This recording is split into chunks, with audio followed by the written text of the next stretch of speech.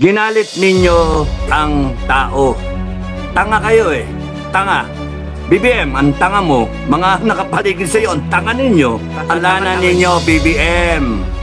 Kasalanan ninyo, Torre. Marbel. Kasalanan ninyo. Kayong mga general. This administration is evil. Kitang-kita ninyo. Ano pa ba hinihintay? Sabi ng iba, putang nga, wala PI. Penging inumin. Sabi ng iba, nasa ni Armed Forces, walang pakinabang. Ay, kaya ayaw ko tumayo eh. Ayaw namin tumayo because it is the moment for the Armed Forces to show that it is an Armed Forces of the people. It is a PNP of the people. Kaya ang FGF ayaw pa tumayo eh. Kasi we will only support those in the Armed Forces na matitino. In this case, pagka hindi kayo nagpakitang gilas sa taong bayan, the people, the sovereign people will abolish you. Ganun kadali. Nakita ng tao, wala kayong pakinabang, walang kwentang Armed Forces. Doon sila sa bago na Armed Forces. Magtatatag ang taong bayan ng bago na Armed Forces, bago na PNP. Leche. Ganun. Ginalit ninyo ang tao. Tanga kayo eh. Tanga. BBM, ang tanga mo. Mga nakapaligid sa iyo, ang tanga ninyo. Ang tanga-tanga nyo. Survey. Ang tao, ayaw kay Bongbong Marcos. Tsaka na natin sabihin, bakit, no? Eh, maraming dahilan. Bangag, yun ang sinasabi ng iba. Hinayaan niya yung korupsyon sa gobyerno niya. Hinayaan niya yung pinsan niya, kasiraan niya yun. Hindi niya tinutupad ang kanyang mga pangako, bigas, di ba? 20 pesos, at saka yung mga patatayong bahay. 6 na milyon, wala pa nga, natatayo ngayon. Panay pangako, ampaw. Tapos yung binaboy ang konstitusyon, binaboy ang lahat ng ahensya ng gobyerno, pati military, PNP, binaboy. O, yun ang ayaw. Ngayon, kayong mga, ikaw sa Malacanang, BBM, ang problema nyo, may survey. Hindi nyo, sinasabi sa survey, 90% Duterte. Tarantado kayo. Tanga. Doon pa lang, 90% Duterte. Eh, gago pala kayo. Tanggalin nyo sa Duterte. Nagalit ang Pilipino. Ayan, kahit tulog sa pansitan ang mga DDS, ngayon naglabasan. Nagalit. So, sino may kasalanan? Kami ba? Kami? Hindi. Kayo, mga bopol. Kayo, mga bopo. Kasi silaw na silaw kayo sa politika na ginagawa ninyo. Natanggalin ang mga Duterte. Hindi mangyayari na yung mga tao, ganun-ganun lang. Ngayon, magkaroon ng revolusyon. Patay kayo ngayon. Ay, ako, magkaroon ng revolusyon, people power. Na dati, ang people power, tinatawanan. Wala na yan. Wala na yung people power na yan. Putragis kayo. Dahil sa kagagawan ninyo, katangahan nyo, kamatuan, kumbaga sa tawag sa academy, kamatuan, mato, tanga. Alam niyo sa survey, 90% Rodrigo Duterte. Sa mga survey, sinasabi, yung mga senators ni Duterte ang mananalo, hindi yung kay inyo. Ipipilit nyo, tanggalin si Duterte, tanga. Di lalong, nako, wala. That action ensures not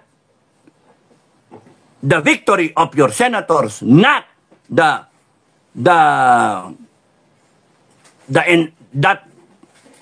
you will be in power still over time, for a long period of time. Yung action ninyo, tinanggal ninyo si Duterte, ensures that you will fall down. Matatapos ang rehimeng Marcos. Sakit ano? Sakit. Torre will be hunted down.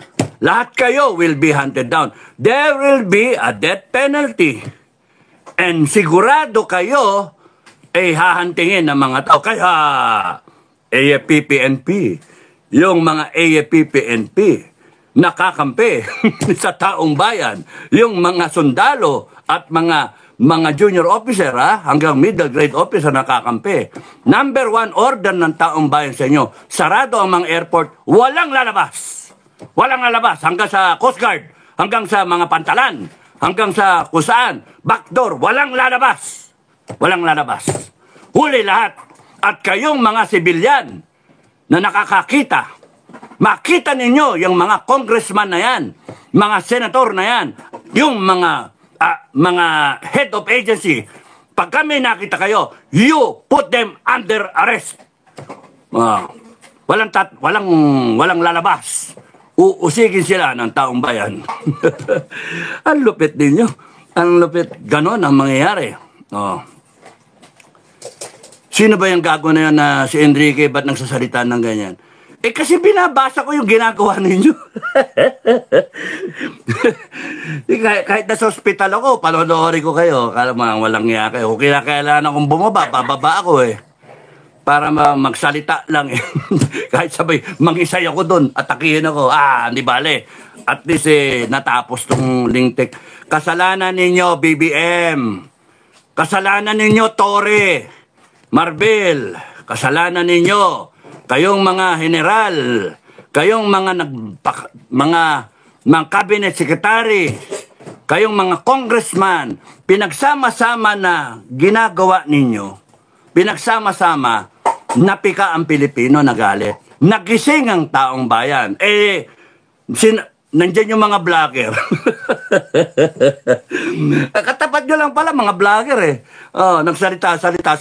Social media influencer.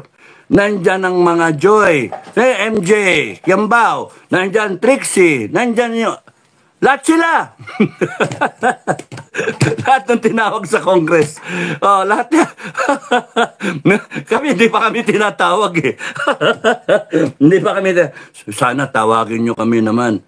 Sabihin ko sa Congress and now, kakanta ko doon sa Congress. And now, the end is near. Good luck sa inyo. Mamamatay kayo. Galit ang taong bayan. Hindi ko kayo poprotektahan. Nga pala, sabi ng FJ, protect the Filipino people. Hindi naman kayo, Filipino people, mga buhaya kayo Puso, sabi lang may tumatawag So, mamaya na lang, doon sa tumawag mamaya. Hindi pa naman life and death no? So, yun yung problema. Hindi taong bayan ang gumawa nito. Kayo gumawa niyan. Marcos, kayo gumawa niyan. Kasi pinipilit ninyo sungkutin yung popularidad ni Duterte, tapusin yon, tapos ikabit nyo si Inday Sara, who is the Vice President, tapos nun, ilagay silang pilit sa isang cabinet para hindi nagagalawin. Para kayo mamayagpag. Wrong move. Sabi kasi sa survey, 90%, 80. Tawaran na natin, 80. O sige, tawaran pa, 70. Pero lately, 90% of Filipinos kahit sa armed forces sa survey, 90% in the armed forces, kampe sa PRRD. Hindi, apolitical yan. Nauto ninyo armed forces up to a certain point in time. Nauto ninyo, babaklas ang armed forces. Sabi ko sa inyo, babaklas. Matakot na kayo. This game will be over soon. Matakot kayo. AFP, PNP, tama yon. Tingnan ninyo kung ano yung tama, no? Doon kayo sa tama, doon kayo sa taong bayan. Because this administration is evil. Kitang-kita ninyo.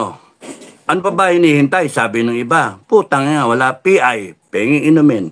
Sabi ng iba, nasa ni armed forces, walang pakinabang. Beg to disagree, mga sir. I beg to disagree. Kaya ayaw kong tumayo Ayaw namin tumayo because it is the moment for the armed forces to show that it is an armed forces of the people. It is a PNP of the people. Kaya ang FJF ayaw pa tumayo kasi we will only support those in the armed forces na matitino who will stand for the people. Kung ayaw nyo talaga, you will be disbanded by the people. Sakit yun. If the AFP has been there for generations, for how many years? No? It has been there. It has been tradition. It has been an institution.